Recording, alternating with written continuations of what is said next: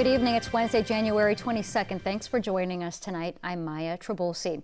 The rules are in place, and now both sides are making their case. Democrats from the House spent the day making opening statements in the impeachment trial of President Donald Trump. Camila Bernal is in Washington with today's developments. House managers laying out their case. Democrats get to go first. They have 24 hours over 3 days. And before opening arguments began, the lead manager, Adam Schiff from California, saying that his team will prove that the president abused power and obstructed Congress to the senators and also to the American public. Senate will convene. Senators are back at the Capitol for day 2 in President Donald Trump's Senate impeachment trial, with the House managers starting the clock on the 24 hours they have to present opening arguments in their case against President Trump. If we fail to act, the damage to our democratic elections, to our national security, to our system of checks and balances will be long-lasting and potentially irreversible. Today's opening arguments come after what was a long and at times contentious first day of the trial. Mr. Nadler, you owe an apology to the President of the United States and his family. The President's counsel has no standing to talk about lying. It took the Senate until nearly 2 in the morning Wednesday to finish its first day and come up with the rules and procedures the trial will follow. But Senate Democrats continue to criticize the rules. You can't have a trial without witnesses and without evidence. And 0 witnesses plus 0 documents equals 0 justice. Meanwhile, Senate Republicans say the House's case is weak. Every day we're here doing this is a day we're taken away from doing things that really matter. It felt like we saw last night was an incomplete case. They have not done their complete homework. And the president's legal team will have the same amount of time. They will likely begin on Saturday and then continue their opening arguments on Monday and Tuesday. The attorneys are saying that the president did nothing wrong here. They say there is no crime, which is why they're urging all senators to acquit. Reporting in Capitol Hill, I'm Camila Bernal. Back to you. You can watch, stream, and listen to the impeachment trial on all KPBS platforms. We have more details at kpbs.org. And a programming note. KPBS Midday Edition will air daily 9 a.m. on KPBS Radio due to our impeachment coverage. Some people were shaken out of bed last night by an earthquake in Southern California. A magnitude 3.6 struck near Granada Hills in the San Fernando Valley just after 11:30. No injuries were reported. First responders say it's a reminder to be prepared. And here in San Diego, work is being done to protect seniors and other vulnerable groups during an emergency, whether it's an earthquake, fire, or other disaster. KPBS reporter Priya Sridhar tells us how they will be helped. The 2007 wildfires caused mass devastation in Southern California. 10 people died and more than 1,700 homes were destroyed. They also forced the evacuation of 500,000 people, 200,000 from the city of San Diego. County officials today say they've learned from those disasters and are trying to be better prepared. Those people that have disabilities are sometimes, I don't want to say left behind, but they're scrambling trying to figure out, well, how are they going to get out of the harm's way? And so this program is specifically designed to focus on those with disabilities that may have the inability to move in a fast enough manner. Today they unveiled the Neighborhood Evacuation Team, a new pilot program to help vulnerable people in the unincorporated areas of San Diego County come up with their own emergency response plan before disaster strikes. Residents of the unincorporated areas can visit readysandiego.gov/get-involved and fill out a form.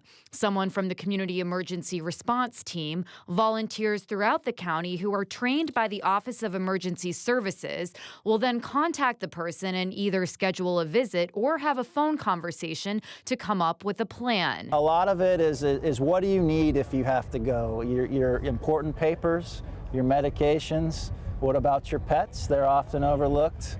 And then, if you struggle with evacuating, with mobility, Is there a neighbor that you can call that can come? Are they committed? A caregiver, a family member? So knowing those contexts and having them aware and part of your personal plan, it's a win-win for everybody. A $260,000 state grant is funding the pilot program that county officials are hoping will extend beyond the unincorporated areas by July. Priya Sridhar, KPBS News. Power shutoffs were a big issue during last fall's wildfires. Now the state will be getting better advice on how to respond. The California Public Utilities Commission is creating a new wildfire safety advisory board. This will be the first time the CPUC has a group that focuses on wildfires. This board is going to provide an additional layer of advice and insight to be able to make the best decisions for consumers and the best decision for Californians. It's got scientists on it, it's got experts in utilities, and it's going to be thinking for California about what it is that we should be doing in the future to mitigate the risk of wildfire. The new advisory board is part of the state's evolving approach to wildfire prevention. That includes nearly $1 billion that's being spent to remove dead trees, which help fires spread. California schools and universities could get an upgrade if voters make a big change to the way property taxes are collected. As part of our special coverage of the March primary, KPBS reporter Joe Hong explains how schools in San Diego would benefit. At Hoover High School, the culinary arts facilities makes a hands-on education possible. San Diego Unified School District paid for these facilities using local bonds, essentially money borrowed from investors that is repaid through local property taxes. But the district also got some help from matching statewide bonds. Thanks to the state's match, San Diego Unified has received more than $87 million to help build or repair facilities in the past decade. With a new $15 billion bond measure named Proposition 13 on the March ballot, local districts could get even more. But new classrooms and buildings come at a cost.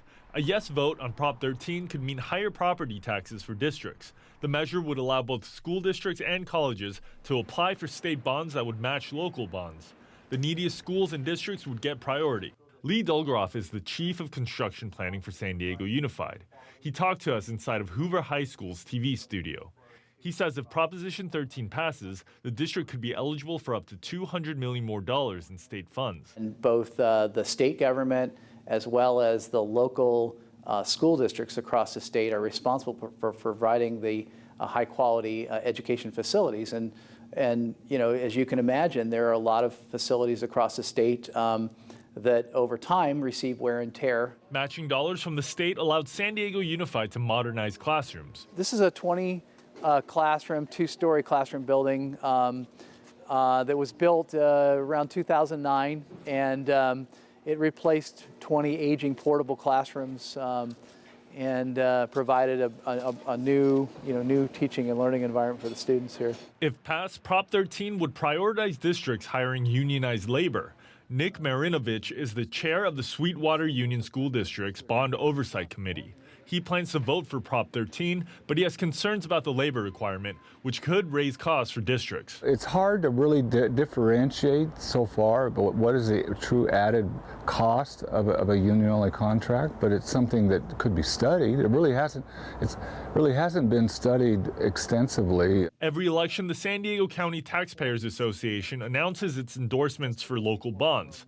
Association CEO Haney Hong said if the statewide bond passes, it's the local school districts that need to be held responsible. You know, whatever matching grants a school district might get from this bill, we will look at that district's program, and we want to make sure that the taxpayer gets the performance that we deserve. Statewide measures require more than 50% of the vote to pass. Joe Hong, KPBS News. We'll have more of our coverage of the March primary a bit later in the show. This week, we've been covering the races for San Diego City Council. Coming up, meet the candidates for Districts 3 and 9, which cover many of our central neighborhoods. Concerned residents in Encinitas will get a chance to sound off over a controversial homeless parking lot plan. If approved, the Safe Parking program would use space off Interstate 5 and south of Leucadia Boulevard. People would be allowed to park between the hours of 6 p.m. and 7 a.m. The The 25 spaces are near a residential area, which is why there is some backlash. Proponents say the goal is to provide newly homeless individuals and families with a safe place to sleep. Tonight's meeting starts at 6 at Encinitas City Hall. Rents continue to climb in California, but for some, money isn't the only barrier. Background checks are another. As Joe Vasquez reports, one major city is making a controversial choice to make it easier for renters. All in favor? Aye. Any opposed? Any abstentions? That passes unanimously. Indescribable emotions and feelings. John Jones III got out of prison in 2012 and struggled to find a place to live in Oakland despite his well-paying job as an aviation mechanic. He says he's among the many who left prison only to end up on the streets, contributing to Oakland's serious homeless crisis. This will allow people to move forward. This will reduce recidivism. That's why he's been lobbying hard for the Oakland City Council to pass the Fair Chance Housing Ordinance. It says landlords will no longer be allowed to turn down potential renters because of criminal convictions. When you have a safe place to call home, when we talk about family reunification, you're in a stronger position to get a job, to go to school, to get help that you need. Oakland City Council member Larry Reed says the ordinance will even benefit his own son, who will get out of prison in just a few months. So this piece of legislation is going to make a huge difference in his life as he begins to do the things that he ought to be doing to improve the quality of his life and for my two granddaughters. The California Apartment Association, which represents landlords, tells KPIX5 the ordinance is the most extreme law in the state, but the group does not plan to challenge it in court. There are people who might say, wait a minute, if you had a criminal history, you might be a troublemaker, and landlords have the right to vet whoever's going to be coming through their doors.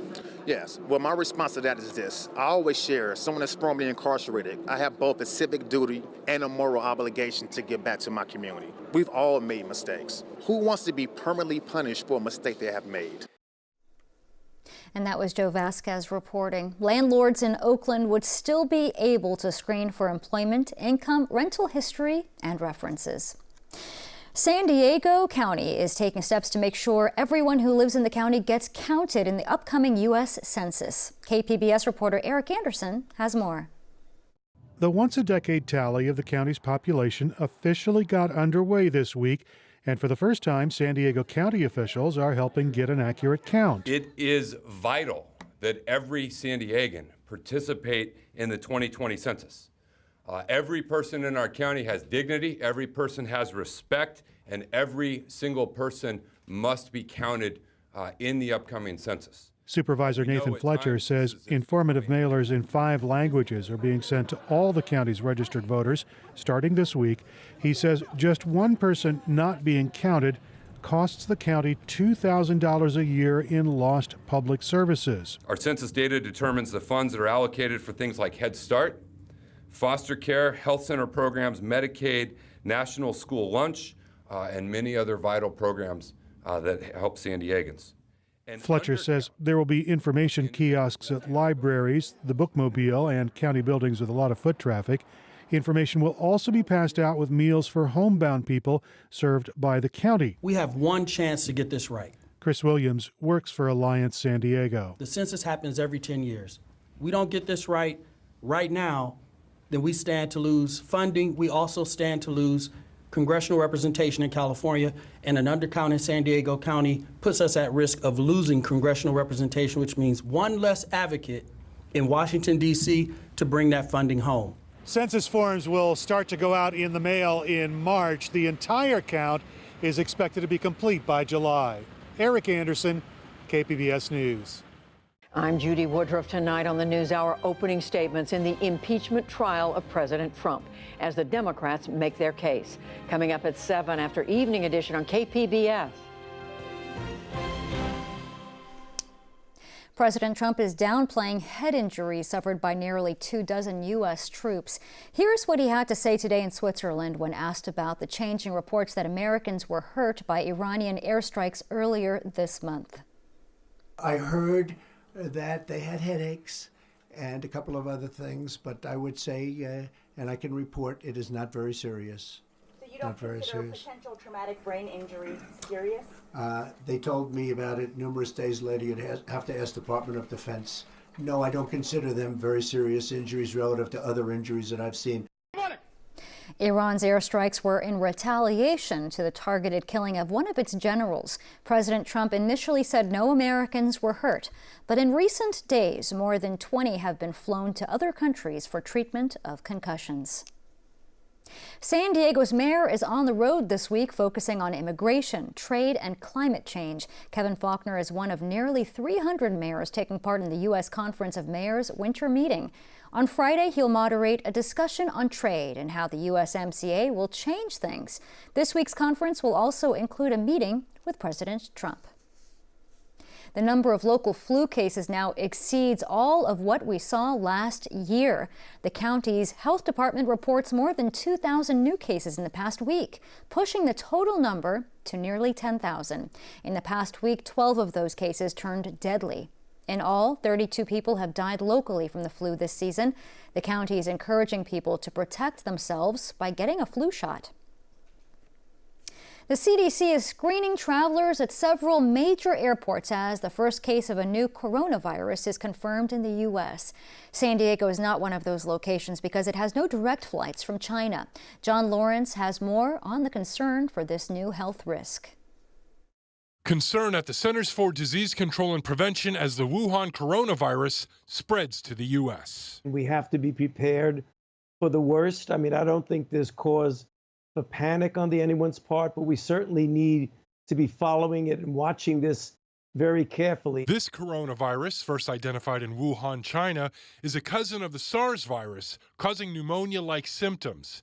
It's been reported in at least 5 countries, including the U.S., when an unnamed male returned to Washington state after a trip to China. He was hospitalized, and we're very happy to say that he is in satisfactory condition. Health officials worry air travel may help advance the disease. The CDC is sending dozens of staffers to some U.S. airports to inspect people who are coming from Wuhan. This is a focused, proactive response to make sure that these particular travelers are getting appropriate screening before they're able to move on to whatever their ultimate destination is. Health officials say viruses don't respond to antibiotics, and this one can be spread from person to person. This is flu season, so we wash our hands, we cover our mouths when we sneeze, and when we are ill, we stay home from work so we don't expose other people to infection. I'm John Lawrence reporting. Rain clouds cleared out today, but they might return this weekend. Marvin Gomez has our forecast.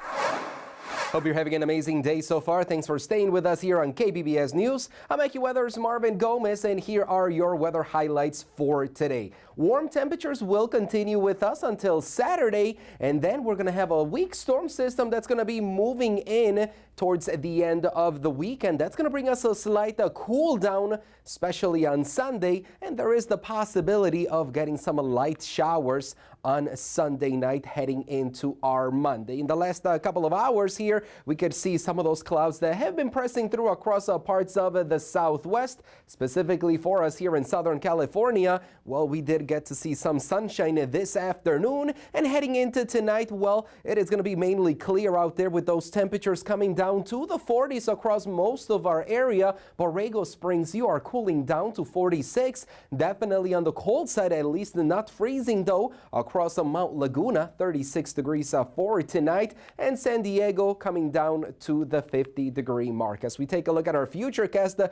for much of the overnight hours, not a whole lot to point out here for you across San Diego County. If anything, we're going to see some of those high clouds off towards the Pacific. As we head into our Thursday, well, there is going to be rain, but that's going to be way up to the north across parts of Oregon. We're going to stay dry and mild for much of central and southern California as we have a high pressure system that's keeping things in check and quiet for us. Temperatures for tomorrow coming up to 73 degrees across Ramona. Borrego Springs is 77. Plenty of sunshine for the next couple of days along the coast. Temperatures in the upper 60s, and then we're getting a couple more clouds heading into our Sunday. Meanwhile, across inland areas, we're looking at mostly sunny conditions. Temperatures coming up into the mid 70s for Friday and Saturday, and then we had the slight cool down heading into our Sunday.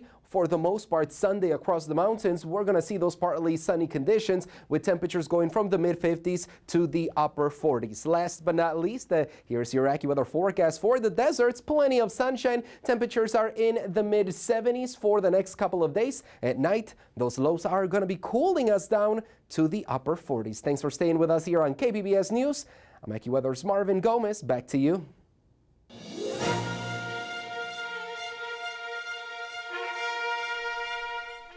Tonight, our special coverage of the primary election includes 2 city council districts. San Diego's Georgette Gomez is running for Congress, and that means District 9 is up for grabs. There's a crowded field of candidates hoping to take her place. The district includes neighborhoods like City Heights, Kensington, and the College area. Ebony Monet spoke to residents to find out what they're looking for.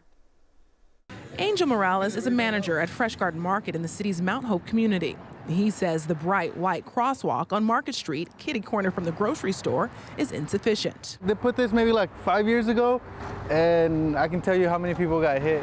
Morales thinks the city should make improvements, including a divider that would make cars come to a complete stop at the crosswalk. So it's safer for the kids coming out of schools, the mothers that pick them up. Laura Ann Fernia is executive director of City Heights Community Development Corporation. She agrees there are serious infrastructure needs, but says possibly a more pressing matter for the next District 9 council member is affordable housing. That person is, as long as they're really communicating in dialogue with, approaching, accessing, having staff, providing resources and policies that can protect people here. For me, especially renters, is I find very important. She also hopes they will continue collaborating with the Development Corporation in the same spirit as Gomez and others before her have. I'm really hopeful about the next person. That's somebody that we can continue to work with, as we've had some great district reps in the past and currently. The top 2 vote getters in the March 3rd primary will move on to the November general election. Ebony Monet, KPBS News. Neighborhoods like Hillcrest, North Park, and downtown will also choose a new council member. All of the candidates are Democrats, but they disagree on how to address one big issue. KPBS Metro reporter Andrew Bowen continues our coverage. I know how we talk big about our problems, but end up acting really small when it comes to solutions. Adrian Kwiatkowski is a local lobbyist who's worked on issues ranging from the seals in La Jolla Cove to the city charter reform that created the strong mayor form of government. We meet at a VA facility in Old Town that he worked to get approved. It was controversial at the time. We had to work with the neighbors, work with the community, work with the school across the street, and come to some sort of consensus on how we can move this project forward. And we were able to do that. On homelessness, Kwiatkowski says he supports the city using the police to crack down on people sleeping on sidewalks. He says he would ask the city attorney's office for options on how to toughen such laws. When you approach a little bit of tough love, there are going to be people that criticize you, but I will tell you the voters want to see some sort of positive action. They are tired of the talk and the constant issue just getting worse and worse. Tony Duran is a community representative for Senator Tony Atkins. We meet her at the old Mission Hills Library site, which has been vacant since the city replaced it last year. Duran is advocating a proposal by the mayor's office to make the site available for permanent supportive housing, even though the site is pretty small. Granted, it would only help 28 people, but helping 28 people get off the street, get housing, get support services that they need so they can thrive, that's important. This is what we need to be doing. Duran acknowledges many Mission Hills residents are wary of the plan. She says she would make sure their concerns are heard. I'm asking their opinions. I'm asking, what do you like? What don't you like? What are you afraid of? What will help you get more comfortable? What will help you get there so we can do this important work? Better community outreach is also important to Stephen Whitburn, a director of community development for the American Cancer Society. He says neighborhoods want to do their part to solve homelessness, but deserve a say in how to address it. And that's what frustrates people in our neighborhoods, is that people make decisions before consulting with them, And I'm not going to do that. I'm going to consult first, and then we'll come up with a solution. Whitburn, who ran for this same seat in 2008 and for a county supervisor seat in 2010, says District 3 neighborhoods can play a big role in solving San Diego's housing shortage. Yeah, I think we need to increase density throughout the urban core. I do feel it's also really important to engage our neighborhoods and listen to what our communities have to say about the best way of doing that. I've been here in San Diego at City Hall for the past 6 years, working in the independent budget analyst's office. We meet Chris Olson at a hotel in the Gaslamp Quarter that used to be SRO housing, low quality but cheap rooms that are often people's last stop before homelessness. Olson says the city is missing opportunities to preserve this form of affordable housing. You know, many other cities in times of a lot of development pressure will turn to a moratorium or an interim control ordinance to kind of take a breather and put a pause on certain conversions while we come up with the strategy that will work best for all stakeholders. Olson agrees District 3 has room for growth and that adding more neighbors will enhance the community's character and support local businesses. I'm an analyst by training. I don't have any motivation other than finding the best solution to our problems, even if it's not my solution. District 3 voters will decide March 3rd which two candidates get to compete in November's general election. Andrew Bowen, KPBS News. You can watch or stream our coverage anytime at kpbs.org and our KPBS podcasts. Tomorrow we'll look at the race for city attorney and how a well-known local lawyer is putting up a challenge. The next few days will be busy at Torrey Pines, and here's a look why.